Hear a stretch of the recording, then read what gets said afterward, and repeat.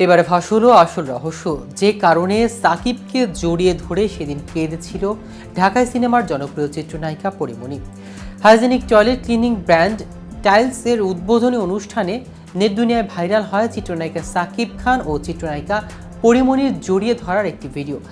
সাকিবকে জড়িয়ে ধরার কারণ তখন জানা না গেলেও সম্প্রতি সে বিষয়ে মুখ খুলেছেন অভিনেত্রী পরিমণি। সরাসরি জানিয়ে দিলেন কেন সেদিন ঢালিউডের সুপারস্টারকে জড়িয়ে ধরে খুব কেঁদেছিলেন তিনি।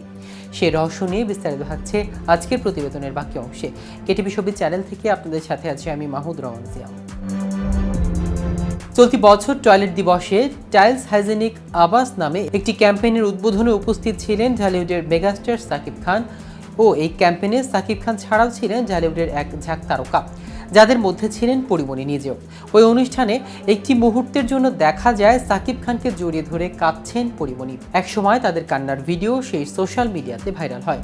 সে বিষয়ে একটি সাক্ষাৎকারে সম্প্রতি পরিমণিকে প্রশ্ন করা হলে তিনি বলেন, সেদিন আমাদের একটা শ্যুট ছিল, যে ক্লিপটি ছড়িয়ে পড়েছে সেটি শুটিংয়ের শেষে বিদায় নেওয়ার আগ মুহূর্তে। কারণ জানিয়ে পরি আরও বলেন, বিদায় মুহূর্তে আমি সাকিব ভাইকে বলেছিলাম অনেক দেরি হয়ে গেছে, বাবুরা একা তো যাই।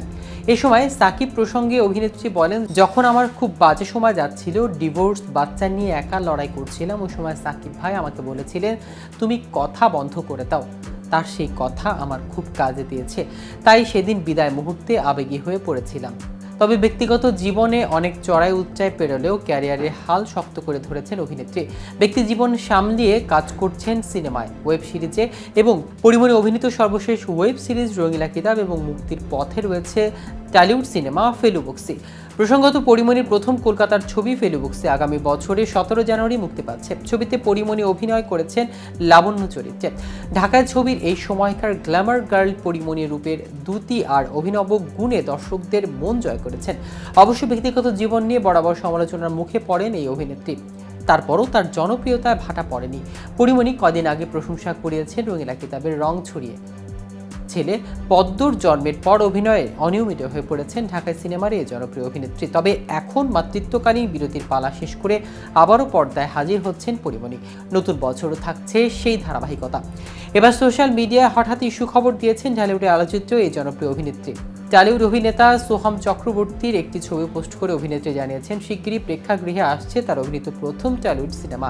গত শুক্রবার রাতে পরিমণির সোহাম ছবি দিয়ে তৈরি ফেলুবক্সি সিনেমার একটি পোস্টার শেয়ার করেছেন। এই পোস্টার থেকে জানা যায় নতুন বছর 2025 সালের শুরুতে অর্থাৎ জানুয়ারির 17 তারিখ প্রেক্ষাগৃহে মুক্তি পাচ্ছে সিনেমাটি।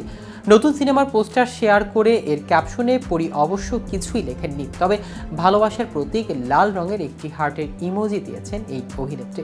তো ভিউয়ার্স, ভিডিওটি সম্পর্কে আপনাদের কোনো মতামত থাকলে আমাদের কমেন্ট করে জানাতে পারেন। সাথে সাথে নিয়মিত শোবিজ রিলেটেড আপডেট ও ইনফরমেটিভ ভিডিও পেতে কেটিভি শোবিজের সাথে থাকুন। ধন্যবাদ সবাইকে।